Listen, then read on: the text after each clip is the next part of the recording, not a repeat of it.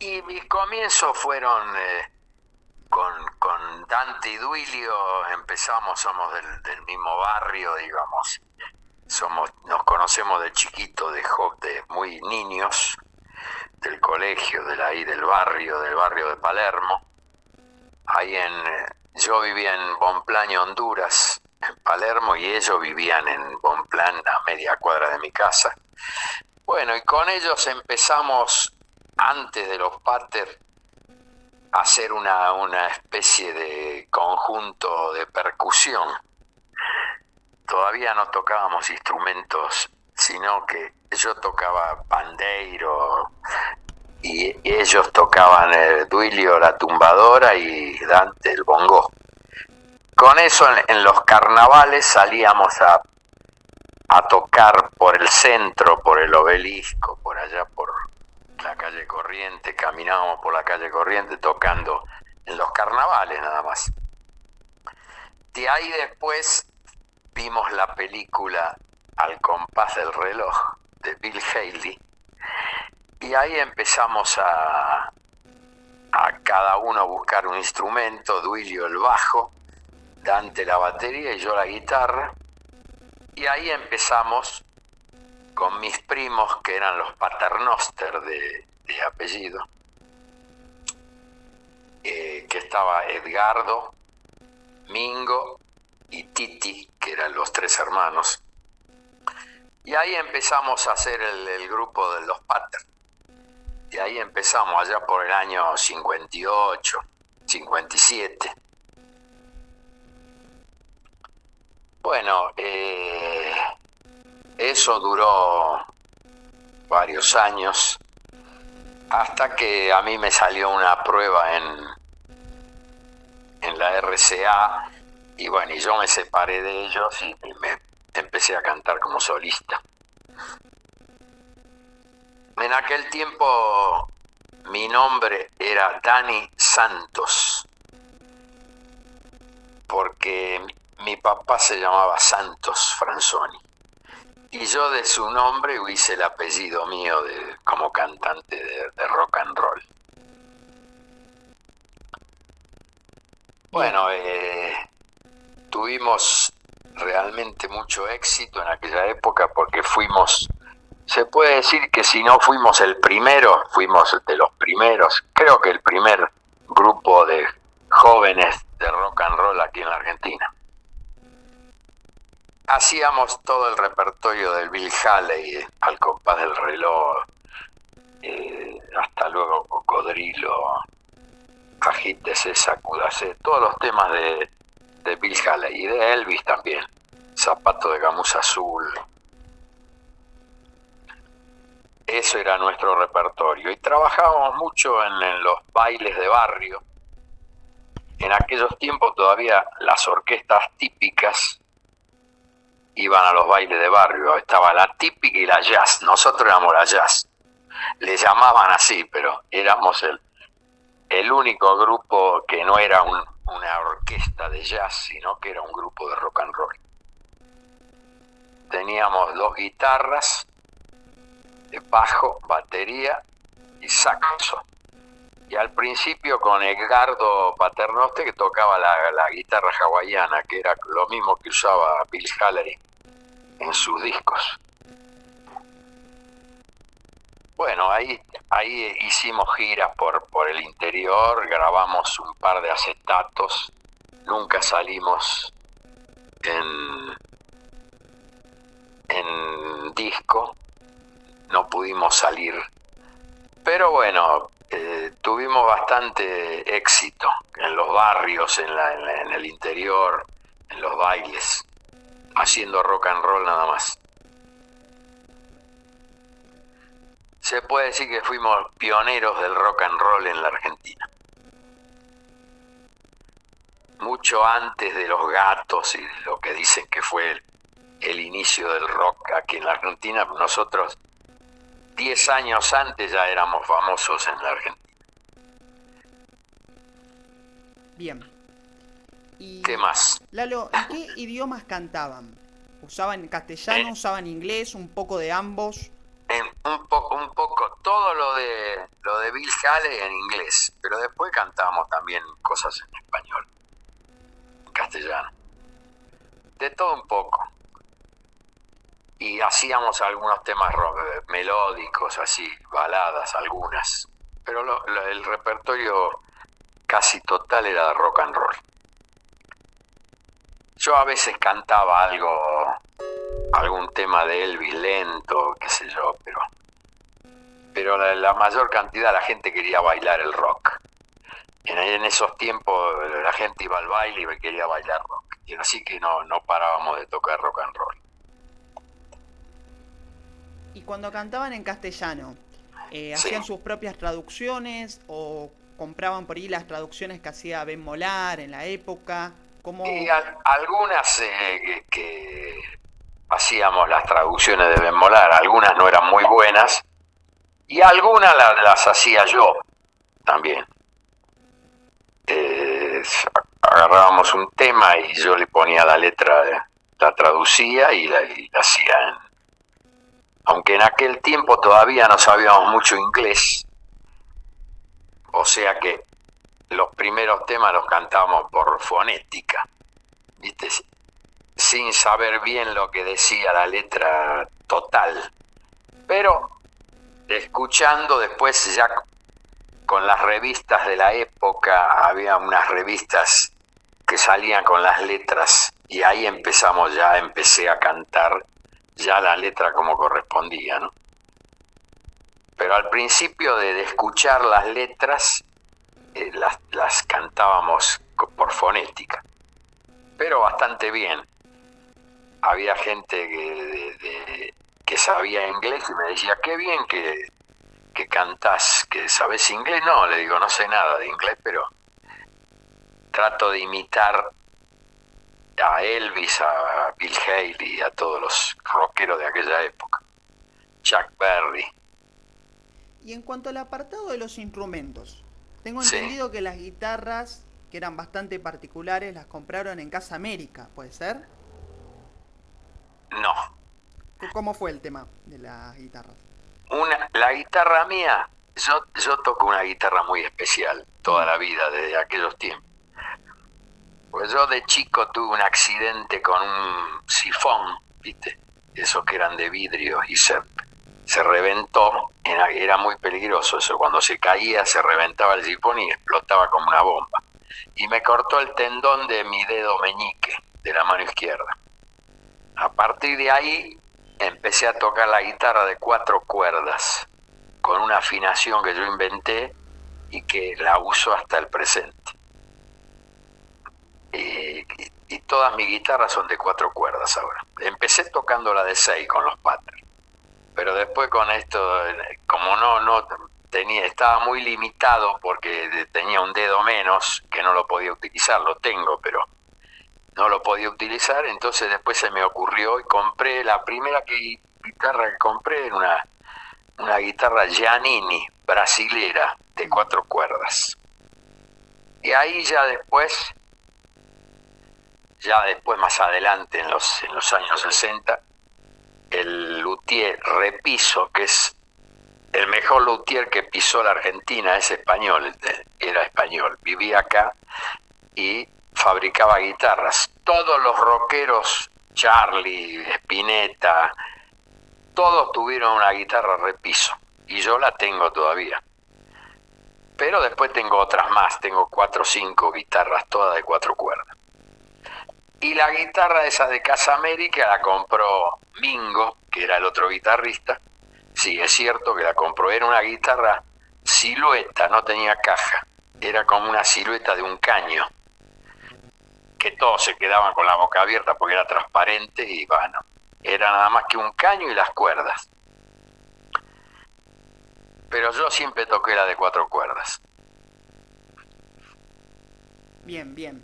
Ahí se Y me aclaran. después Sí. tenía el hermano de Mingo, Titi, tocaba el saxo tenor, igual que Bill Haley, tratábamos de imitar el sonido y eso. Y Duilio el bajo, que tocaba el contrabajo, que lo habíamos pintado de blanco como Bill Haley, y él se tiraba al suelo y hacía malabares con el bajo, y Dante con la batería. Eso era todo el grupo.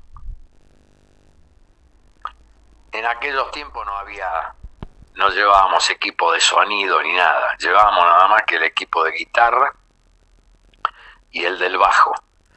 Después cantábamos con el equipo del club. A veces era bueno, a veces regular, a veces era malo, pero bueno, había que adaptarse a eso. Ahora cada grupo tiene su sonido, ¿viste? Pero antes era todo más incipiente la cuestión. Bien, bien. Hace poco, justamente lo de la guitarra silueta que utilizaban en el grupo, me lo había mencionado el tecladista de Jerry Los Hi-Fi, que lo entrevisté hace poco, y me contaba que era una impresión en la época, la guitarra silueta de los Patos. Claro. Eso es. Lo remarcó mucho. Sí. Sí, era una cosa muy rara que la gente lo primero que hacía preguntar por las dos cosas, por la guitarra esa y por la mía que tenía 4 cuerdas. Y después ustedes participaron en el concurso de rock celebrado en el Luna Park, ¿no? Así es. Participamos en el Festival de Rock and Roll de Luna Park, donde actuaron Lalo Schifrin con su orquesta, una orquesta gigante, y Mr. Roll y sus Rockers, que era Eddie Pequenino, que es de la época de nosotros. Que él fue el primero que imitó a Bill Haley acá. Hacía todos los temas de Bill Haley, y bueno, ahí actuamos nosotros, Mr. Roll y su Rocker, que era Pequenino, y Lalo Schifrin con su banda. Fue un exitazo porque todos bailaban, eran miles bailando el rock and roll ahí, todo espectacular. Bien. Y después, quien siempre los mencionó a ustedes, también recordándolos de otros concursos de baile, fue Pajarito Saguri. Él recordaba que los vio, por ejemplo, en un concurso de baile hecho en la cancha Atlanta. Claro, nosotros actuábamos. El Club Atlanta era el número 1 en el rock and roll en esa época. Tenía un salón espectacular, ahí actuamos muchas veces. Pero Pajarito Saguri lo conocemos de antes. El primer show que hizo los Patters lo hicimos en el Club Eros, en la calle Uriarte, esquina Honduras, y había concurso de rock and roll. Tocábamos nosotros y concurso de rock and roll, y lo ganó Pajarito, ganó el concurso de rock and roll. Bailando, todavía ni cantaba ni nada. Pero era una goma, como bailaba, era chiquito, flaquito, y ganó el concurso ese de el Club Eros. Y también actuamos en el Club Estrella de Maldonado, Juan B. Justo y Honduras. Esos fueron los 2 primeros clubes que actuaron los Patters, porque éramos del barrio, de ahí cerca. Y también tengo entendido que actuaban en el All Boys de Saavedra, ¿no? Claro. All Boys de Saavedra, todos los domingos durante meses actuamos. Los domingos a la noche actuábamos en All Boys de Saavedra. Y los sábados en Eros o en la Estrella de Maldonado, y en Villa Crespo, todos clubes de ahí del barrio. Después ya empezamos a salir con un micro ya más lejos, a Mataderos, a todos los barrios, a Avellaneda, Bernal, Quilmes, y al interior a veces también. Pero trabajamos mucho acá en Capital y Gran Buenos Aires, al principio. Bien. Y después, en lo que refiere a radio y televisión, ¿en qué? Sí. Bueno, televisión, por supuesto, Canal 7. Sí, Canal radio... 7. Y la radio, íbamos a la radio esa. Por ejemplo, eso de All Boys de Saavedra, lo organizaba Radio Libertad, que tenía una audición a la mañana todos los días, y ellos hacían la promoción de All Boys de Saavedra. Se llamaba el locutor Juan Carlos Zabalza y Marianita Latrónico, eran los locutores, y ellos iban los domingos al All Boys de Saavedra y nos presentaban ahí. ¿Y en la televisión formaban parte de algún programa musical? ¿Dónde No, actuaban? hicimos presentaciones en programas de la época. Mm, No había, sí, no había programas así definitivamente dedicados a la música y menos del rock. Había más de tipo programas con tango y folclore, pero rock and roll era muy incipiente, recién empezaba y actuamos en varios programas que no eran directamente de rock and roll, pero actuábamos varias veces. Siempre en Canal 7, porque era el único canal que estaba en esa época. bien. Y después también hacían confiterías y número vivo, ¿no? Claro. Actuábamos en la confitería Richmond de Esmeralda y Richmond de Suipacha. Eran de la misma firma. A la tarde actuábamos en la Richmond de Esmeralda y a la noche en Richmond Suipacha. Y otras en la Cabildo, en todas las que eran tipo confitería, que la gente iba a tomar el té o a tomar algo, a cenar y veían el show de las orquestas. Había varias orquestas, nosotros éramos una, pero después había orquestas de jazz. Bien. ¿Y llegaron a incorporar composiciones propias o siempre fueron versiones del repertorio rockero de esa época? No, siempre fueron versiones de temas de americanos con letra en español. Algún tema hicimos, pero no fueron éxitos. Los éxitos eran los que te digo de Bill Haley, Elvis, Chuck Berry. Todo eso era la época. O sea que teníamos que hacerlo sí o sí, los éxitos, porque la gente esperaba eso de los Patters. Y el material que se grabó en acetatos, ¿cómo fue el Sí, proceso de grabación? Ese material entiendo que está perdido, ¿no? está perdido, debe haber algunos por ahí. Dante no te dije, y Duilio no te dije no si tiene alguno. Alguno. Ambos me dijeron, y Edgardo, Dante y Dulio, que ninguno tenía ningún No tienen, acetato. ¿no? Y Había de ese material, pero qué sé yo a lo mejor si me pongo a buscar por ahí lo encuentro, pero no estoy seguro de. claro, Pasaron tantos años, 50 y pico de años, ¿viste?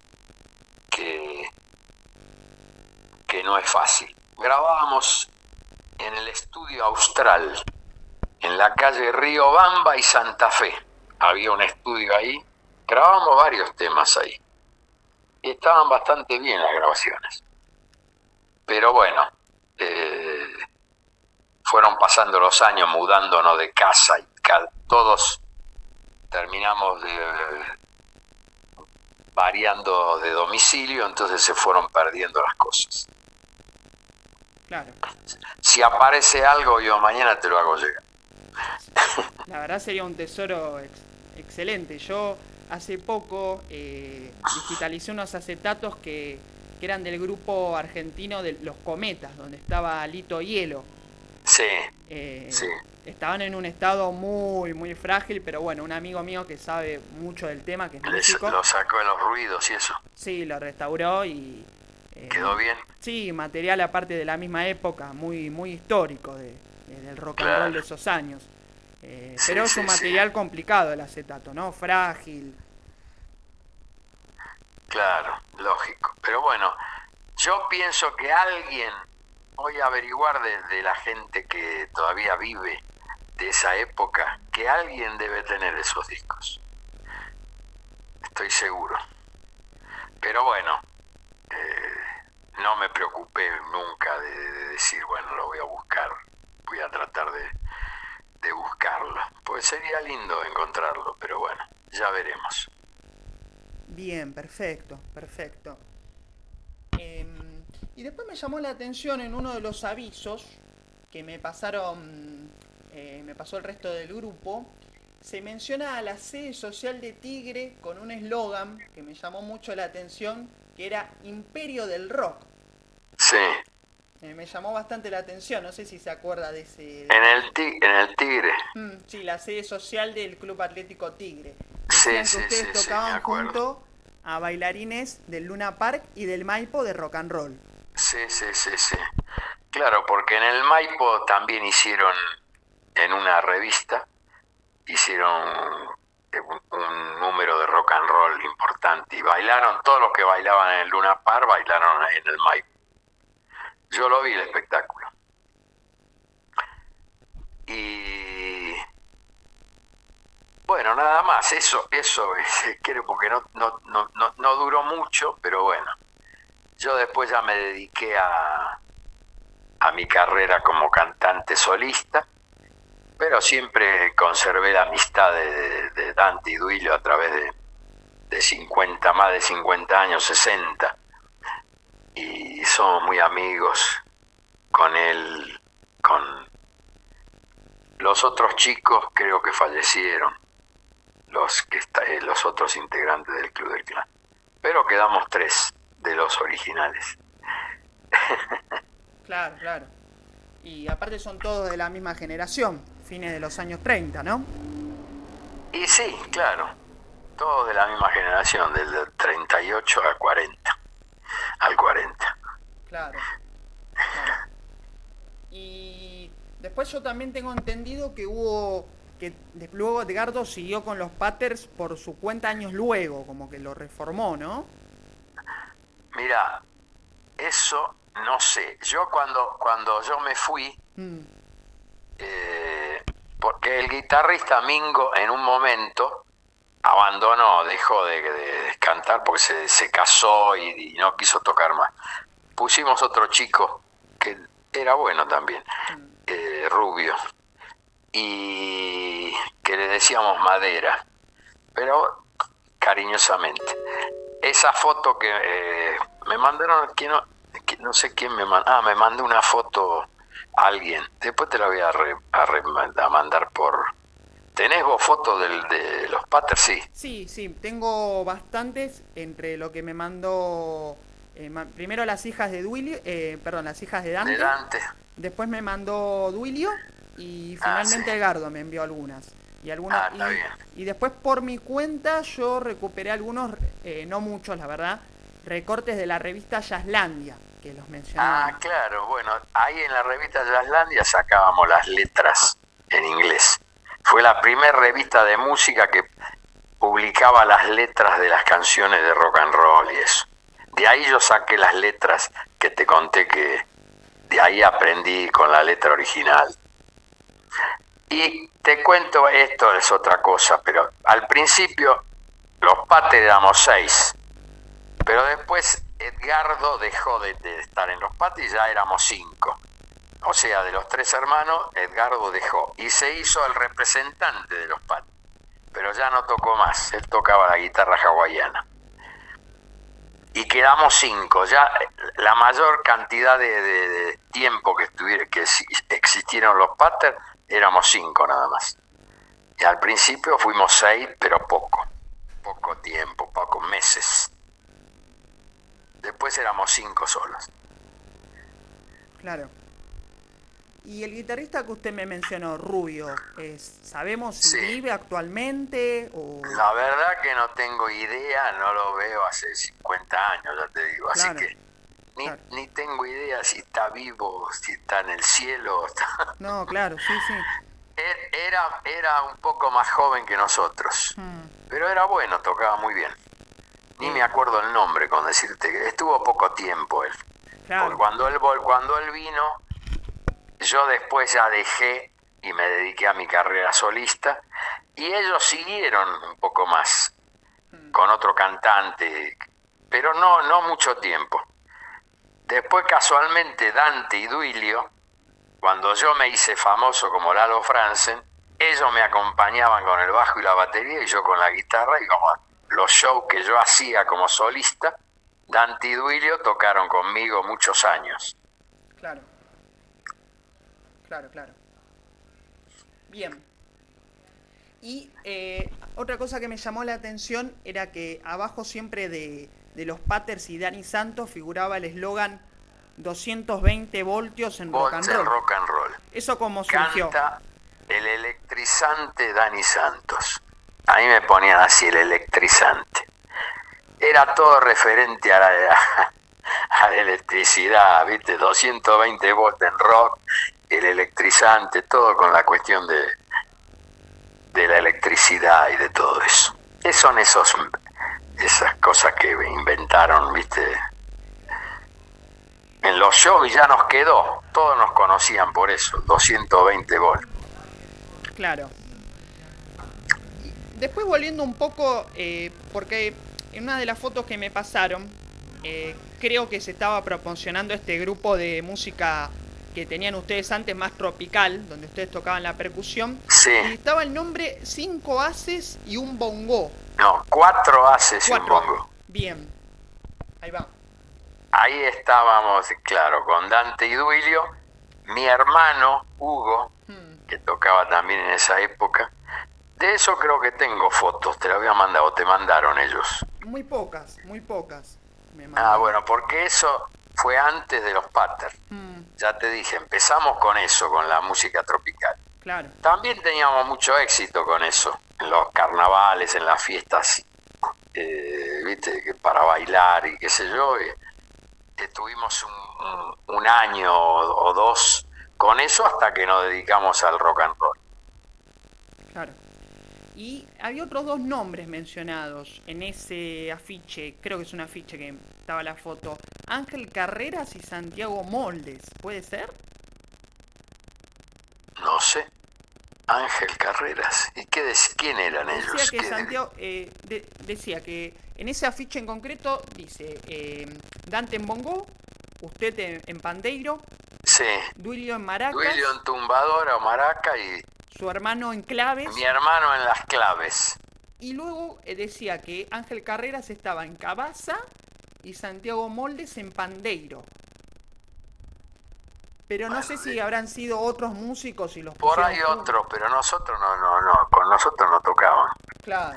Pero bueno, por ahí estuvieron esa noche, una cosa, otro show, otro número, viste, no sé. No, claro. De eso no me acuerdo. Claro. Perfecto. Y una anécdota que me había contado Edgardo es que ustedes en un tiempo habían empezado a tocar Only You de Los Plateros, Solo Tú, pero de modo rápido, no como un tema lento. Sí, puede ser, sí. También actuamos mucho en un local que actuábamos también 1 o 2 veces por semana, que se llamaba Las 1001 Noches. Quedaba en la calle Cabildo y Virrey Loreto, por ahí. Era una especie de confitería bailable, pero actuamos mucho tiempo ahí. Actuábamos los viernes y sábados, una cosa, cuando no teníamos baile, actuábamos ahí. Los miércoles y domingos actuábamos en Las 1001 Noches. Era un lugar de mucho éxito. La gente iba a bailar y teníamos éxito. Ya te digo, ahí había una orquesta típica y nosotros. Tocábamos media hora cada uno. Hacíamos varias entradas hasta las 3 de la mañana, ¿viste?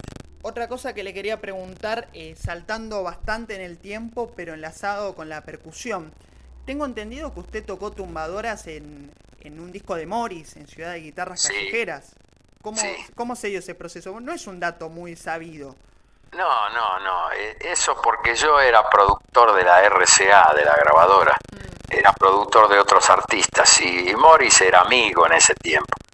Y estaba con el Gordo Martínez, que era el productor de la CBS de Sony, que es ahora Sony. Y bueno, por amistad, como yo tocaba percusión, les gustó y grabó un disco en aquellos años, sería por los años 70 y pico. Y bueno, y yo toqué y trabajé en la producción del disco también, porque yo trabajaba ahí en la RCA como productor. De todos los artistas, no de artistas de rock, en ese caso porque Morris era amigo, ¿viste? Yo lo conocía a él como a Pajarito, que ellos empezaron con los beatniks. Y bueno, y toqué ahí me solicitaron, toca la tumbadora, Lalo, que sabemos que te tocas bien y qué sé yo, y toqué. Después otra cosa que estaba un poquito reconstruyendo, que entiendo que su padre, que me mencionaba por el tema de su seudónimo artístico de ese entonces, él era músico, tocaba en un trío, ¿puede ser? Tocaba en un trío, se llamaba Avena Santos Semino. Mi padre era joyero, relojero, músico y técnico. Él hizo un estudio de grabación, uno de los primeros estudios que había acá en la Argentina. En su taller de relojería hizo un estudio de grabación. Él lo diseñó y lo hizo. Y yo era un chico todavía en ese tiempo. Después él falleció muy joven y yo después utilicé el nombre de él como apellido de Dani Santos. Claro, era muy multifacético, digamos. Multifacético, era un fenómeno como técnico de grabación y armar el estudio y hacer todo lo que en aquel tiempo que se grababa en acetato, en el disco directamente. Y yo estaba todo el día ahí en el taller, era un chico, tendría 12 años, ¿viste? Y iban los músicos a grabar ahí y él aparte cantaba y tocaba la guitarra. O sea que yo vengo de cuna, músico. Y lo que le iba a preguntar, el trío que tenían los hermanos Paternoster antes de los Paters, Sí. entiendo que era un trío tipo de boleros. ¿Usted Sí. llegó a tocar con ellos o eso fue algo independiente, propio de ellos tres? No, ellos tres hicieron un grupo haciendo un estilo tipo Los Panchos, Sí. con dos guitarras y Edgardo tocaba las maracas. Y Dante y Duilio tocaron con ellos el bongo y la tumbadora en ese tipo de música. Hasta que después vino la fiebre del rock and roll y nos dedicamos todo al rock and roll. Yo los conocía, iba a los ensayos de ellos, pero yo no toqué con ellos en esa música. Ahí va. Y justo lo que me dice de la fiebre del rock and roll, ¿cómo recuerda usted a grandes rasgos, por así decirlo, lo que fue en los años 50 la repercusión del rock and roll en la Argentina? Excediendo un poco, digo, lo que es la música en sí, digo, como fenómeno social, lo que es el baile, que por lo que usted me describe en esta entrevista, claramente era muy extendido el baile del rock and roll en la juventud. También Sí, claro. Lo que pasa que hasta ese momento, ya te digo, era todo música tropical, boleros, cha-cha-cha, ¿viste? Ese tipo de música. Y vino el rock and roll y bajó todo, ¿viste? Toda la gente se dedicó al rock and roll. Y bailaban el rock and roll en todos los bailes, era lo que la gente quería, se desató una fiebre, ¿viste? Y tuvimos suerte que nosotros estábamos ahí, que tuvimos la visión de decir vamos a hacer rock and roll y bueno, ganamos muy buen dinero en aquella época, teníamos muchos bailes, todos los fines de semana teníamos bailes, porque antes no es como ahora que después en la época del Club del Clan y qué sé yo, que hacían 7, 8 shows por un fin de semana, yo por ejemplo, porque eran shows de 15 minutos y eso. Antes eran bailes, teníamos que hacer 2 o 3 entradas de 45 minutos, toda la noche, ¿entendés? Un solo show en toda la noche. Era un baile, se llamaban bailes. Claro. Y la gente bailaba, se volvía loca con el rock and roll. Y ya te dije, después terminábamos de tocar nosotros nuestros 40 minutos y venía la orquesta típica y tocaba tangos en ese momento, ¿entendés? Y nosotros hacíamos la parte bailable del rock and roll. ¿Y hubo algún sector, algunas personas que reaccionaran de una manera quizás un poco conservadora respecto a lo que era el baile? ¿Que lo viera como algo escandaloso? No como pasó en Estados Unidos, que en Estados Unidos sí parece que pasó eso. Acá hubo críticas de, viste, la gente, esto es tan loco, como saltan, como esto, ¿viste? Esas cosas de la gente muy tradicionalista, viste, que quería tango y jazz, que en ese momento era el swing, que era más, viste, el baile del swing, que era tranquilo. Tango y jazz. Cuando vino el rock and roll, cambió todo, viste, y la gente se tiraba al suelo, viste, se pasaban por abajo de las piernas, por arriba de la espalda, todo. Era, alguna crítica hubo, pero no muy importante. Claro. Después le iba a preguntar por la gira fuera de la capital. Yo tengo Sí, entendido que ustedes tocaron en Uruguay y tengo entendido sí, que giraron por la zona de Tandil, ¿puede ser? claro. No, en Tandil y en otras localidades del interior. En Tandil estuvimos también, sí, con los chicos ahí. Ahí ya estaba este chico que le decíamos Madera, que ya se había ido Mingo, y estaba, porque tenemos las fotos del tren, de todo. Por ahí te la mandaron ellos, cuando viajamos a Tandil. Mm. Íbamos hacia lugares de acá, 100 kilómetros, ¿viste? Chacabuco, pero no, teníamos tantos shows aquí en la capital y en el Gran Buenos Aires que muy poco salíamos afuera, porque teníamos la suerte de estar acá cerca y los carnavales, por ejemplo, hacíamos 8 noches en el mismo club, 8 grandes bailes, 8, como se decía en aquellos tiempos. Y actuamos con orquestas típicas famosas como en su momento José Basso, Ricardo Tanturi, Alberto Morán, que era un cantante famoso de la época. Y nosotros éramos la jazz. Ellos tocaban típica y nosotros jazz. Y toda la noche la gente bailaba el rock and roll. Es interesante esto que yo noto mucho, hablando con músicos de la época, el tema de que el rock and roll en la Argentina en sus primeros comienzos se tomara como una parte del jazz, ¿no? Claro, y porque fue el cambio, ¿viste? La gente estaba acostumbrada a bailar jazz y tropical, el cha-cha-cha, esa música que tenía éxito en esa época, que estaban los temas de Nat King Cole que grabó en español, los hermanos Rigual con Corazón de Melón, Cuando calienta el sol y todos esos temas, eso tocaban las orquestas de jazz y tocaban cosas de swing, de jazz, ¿viste? Y vino el rock and roll y bueno, y explotó, por suerte para nosotros. Me quedó la intriga de si ustedes fueron a ver a Bill Haley cuando vino. Yo lo fui a ver, sí, ¿Y qué recuerdos tiene de la visita de Bill Haley? y extraordinario porque todos bailaban en el teatro, casi lo rompen el teatro.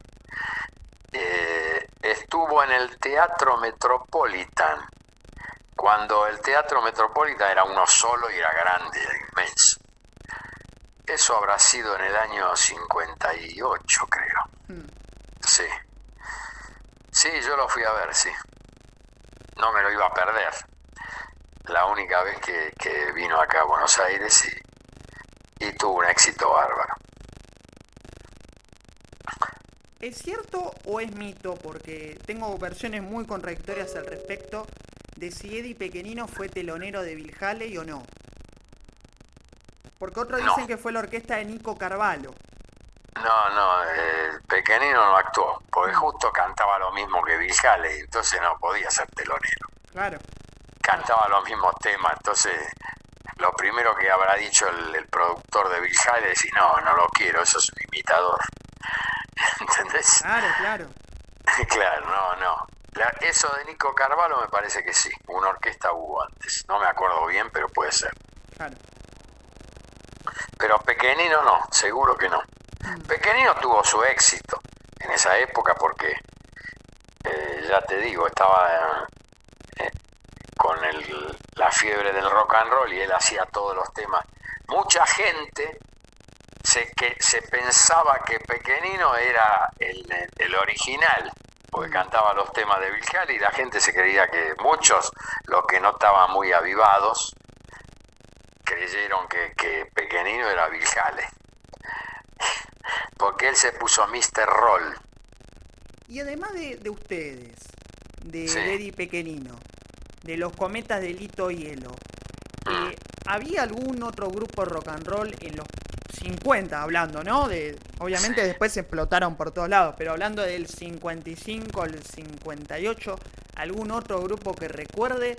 Yo Había un grupo que hemos tocado juntos, que el cantante era Jackie, que después fue Jackie Los Ciclones. Vos lo habrás sentido nombrar. Sí, estoy en contacto con el baterista de ellos, Miguel Falcioni. Bueno, Jackie empezó haciendo un grupo de rock and roll. Mm. Nosotros éramos los número uno, pero después salieron otros grupos. Lógicamente, porque ya te digo, el rock and roll era... Entonces no podíamos estar en todos lados nosotros. Entonces fueron saliendo grupos y ese me acuerdo bien. Alguna vez actuamos junto con Jackie, con el grupo, no me acuerdo cómo se llamaba el grupo, pero Claro. él era el cantante. Después fue gran amigo mío, Jackie, todo, pero... Yo hace muy pocos días que entré en contacto con Salvador Belone, y él me contó que mucho antes del grupo 1, en los 50, tuvo un grupo que era los Hi-Fi Ramblers, antes de Sí. Jerry los Hi-Fi, y lo que más me llamó la atención, que realmente me sorprendió, que pude contactar a 2 miembros más, que él tuvo un grupo previo de rock acá por la zona de Floresta, Versalles, Villaluro, los Baby Rockers, donde cantaba, obviamente todavía no tenía el seudónimo artístico, ¿no? Eleno, cosa que realmente me sorprendió. ¿Eleno cantaba rock? Me pasaron fotos, se lo juro. Tengo una foto del afiche que dice los Baby Rockers. Puede ser, no. El que tenía un grupo de rock, que a lo mejor también te lo nombraron, era Johnny Allen. Los Tamis, ¿no? Los Tamis, que eran del barrio de ahí de por Matadero, en Villa Lugano, por ahí. Claro. Lo que me explicó Belone, que lo que hacían era el rock lento, lo cantaba Eleno, obviamente Sí. ni siquiera se llamaba Darío Cotí, le decían por su nombre verdadero, y el rock de Elvis o los de temas del Jari los cantaba Belone, que ya le decían Jerry, ¿no? Claro, Salvador Belone, sí, lo conozco. Sí, Johnny Allen empezó en esa época, debe estar ahí también en la década nuestra, y con los Tamis. Los Claro. Tamis andaban bien, tenían también un grupo parecido al nuestro porque tenían saxo y todo. Bien. Tocaban ahí en la zona de Villa Lugano, Mataderos. Nosotros también, pero nos hemos encontrado por ahí en algún lugar. Claro. Pero nosotros fuimos los primeros, creo yo. No me quiero vanagloriar, pero no es nada. Ser primero o segundo no es nada, pero... No, pero un poco volviendo al inicio de la entrevista, Lalo, yo siento que usted mismo al paso me lo remarcó, el tema de que muchas veces en la Argentina, desde el periodismo, quizás desde cierto inconsciente colectivo, por así decirlo, parece que todo arrancó a fines de los 60, ¿no? Cuando había un montón de cosas antes como ustedes. Claro, bueno, por eso.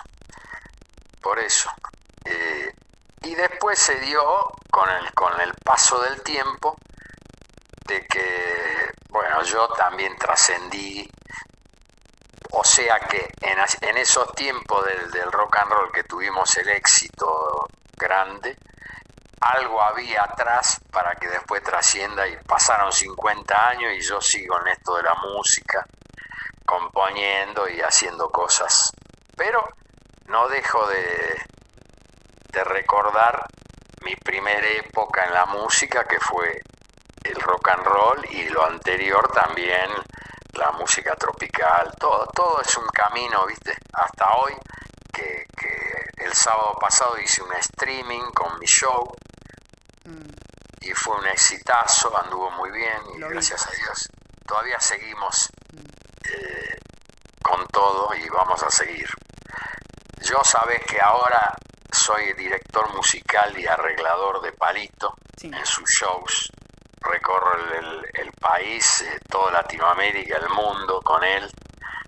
Hace muchos años hago sus arreglos. Y también recuerdo dentro del show la música de rock and roll, a veces cantamos los temas de rock and roll con él y siempre volvemos al... Él grabó un disco de rock and roll, no sé si sabes, hace 2 años. Grabó 14 rock and roll de la época, temas de los Tim Tops, de Elvis. Y siempre en el show recordamos la época del rock and roll. Hacemos Popotito, La Plaga, el rock de la cárcel. En todos los shows. Sí, ayer estaba mirando un video, ya tiene hace unos años, cuando juntaron a los Red Caps ustedes. Claro, en el Luna Park. Ese es otro grupo también que no lo tienen en cuenta, y ese sí que fue un grupo que fue en el año 60, mucho antes de Los Gatos, 9 años antes, y grabamos canciones originales nuestras, más versiones de temas, grabamos long play, viste, vinilo, y actuamos que con Johnny Tedesco, Nicky, Palito y yo, Palito en la batería, yo y Johnny con la guitarra y Nicky en el bajo. Y nunca nos nombran como rockero ni nada, ¿viste? Es una falta de respeto. Porque eso sí lo tendrían que decir. Porque bueno, los Pater no trascendieron porque no grabaron en su momento. Fue un grupo en vivo, de gran éxito en los bailes, pero nunca tuvimos disco. Pero los Red Caps sí. Tuvimos varios discos. Sí, aparte hay temas, por ejemplo, el surf de los Red Caps, que entiendo que lo compuso usted con Nicky Jones. Es claro, un rolazo en castellano, y no hay ninguna duda. O No me niegues tu amor, de Johnny Tedesco con Ortega, también es un rolazo. Para cuando joven, grabamos varios temas originales nuestros y todo. Después versiones de My Bonnie de los Beatles, que lo habían grabado los Beatles. Y después algunas cosas instrumentales también que inventamos. Sobre las olas, que era un vals, lo hicimos como rock and roll. Eso le iba a preguntar, me llama mucho la atención esa versión de Sobre las olas. Sí, es raro, una cosa rara que se nos ocurrió. Pero le gustó mucho a la gente. Después grabamos La Mantequilla de los Tin Tops. Pero hay varios temas también nuestros, viste, que el surf de los Red Caps. ¿Cómo te acordás de todo? Muy bien. No, aparte, digamos, lo que tiene de interesante los Red Caps, que las grabaciones que ustedes hacen juntos, es un sonido crudo y directo, digamos, no están los arreglos de Toscano, de todos esos grandes músicos, ¿no? Todo grabado en vivo. Claro. Todo en vivo, los 4 tocando al mismo tiempo, no existía el playback, que después, viste, se ponía la guitarra, se ponía esto, no, se tocaba todo en vivo y en directo. Por eso que vale más la pena, ¿viste? También grabamos el Twist del Recluta, que es un tema cómico con la cosa de la conscripción. Pero bueno, eran esos tiempos pero no hay que dejarlo de lado. Somos de los primeros en tocar rock y música de rock, y no nos tienen que olvidar. No, pero bueno, lo que pasa es que ellos avanzan desde la balsa, ¿entendés? Como que fue el rock nacional y qué sé yo, que fue la balsa de fines de los 60. Pero nosotros 10 años antes ya estábamos tocando rock and roll. Y yo 15 años antes, con los Pater. Pero aparte, uno habla con los músicos, por así decirlo, que están reconocidos o legitimados como pioneros de, entre comillas, rock nacional, y claramente ustedes lo seguían muy de cerca. Black Amaya me contaba que era fanático de los Red Caps. Claro, ya sé. Bailando rock and roll con ustedes. No, y Charlie no se perdía el Club del Clan todos los sábados, se tiraba el Club del Clan, porque era la única música que había argentina que se parecía al rock and roll, era el Club del Clan. Era un éxito de toda la familia. Y Charlie cuenta siempre que los sábados los padres de él no lo dejaban ver el Club del Clan, porque él estudiaba música clásica. querían que sea un músico clásico, tocaba el piano clásico. Y él se escapaba de un vecino para ver el Club del Clan.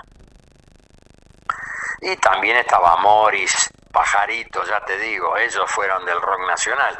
Pero vos preguntabas a Morris y a Pajarito qué tal eran los Pater en la época y se volvían locos con los Pater. Es que cuando lo entrevisté me habló muy bien de toda esta época y lo citó a ustedes muchísimo, fue Javier Martínez. También, Javier es un amigo y él admira también esa época. Casualmente hace poco me dijo, Lalo, ¿cuándo querés que vayamos? Yo voy a tocar la batería con vos, hacemos un show cuando quieras, qué sé yo. Pero bueno, porque hay gente que lo reconoce y otra que no. Claro. Pero bueno, nunca nos pusimos a hacer lío, a pelearnos ni nada, de decir, no, nosotros fuimos, nada. No, que digan lo que quieran, no hay problema. No, sí, a mí del periodismo constantemente me vale peleas y con quien hablamos mucho de este tema es con Rodolfo Garabaño.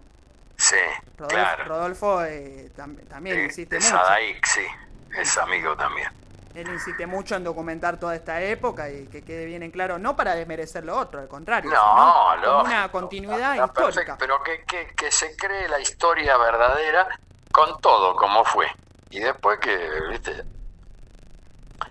la gente saque conclusiones. Pero no negarlo, porque fue. Exacto. Bueno, Lalo, si me permite, tengo como a modo de ping-pong datos muy chiquitos para corroborar si son ciertos o no, para terminar la entrevista. Bueno, dale. Para saber si son ciertos o no. El primero es que en una nota muy vieja lamentablemente no está entre nosotros, Rafael Abud mencionaba que ustedes tocaban Saco de Sport Blanco de Marty Robbins y me olvidé de olvidarla de Elvis. Quería corroborar si era cierto o no. Es cierto, yo cantaba Saco de Sport Blanco de Marty Robbins, sí. Y la otra también. Sí, porque ya te dije que yo en el show a veces hacíamos temas románticos, melódicos, y ese era uno de los caballitos de batalla. ¿Se acuerda si eran en inglés o en castellano? En inglés. Bien. El otro dato que tenía para corroborar de Rafael Abud era que ustedes tocaron en el programa Rock and Belfast. Programa radial. Rock and Belfast. Y puede ser, pero no me acuerdo. Bien. Son muchos años. Sí, no, total. Pero puede ser, ¿eh? Perfecto. Puede ser.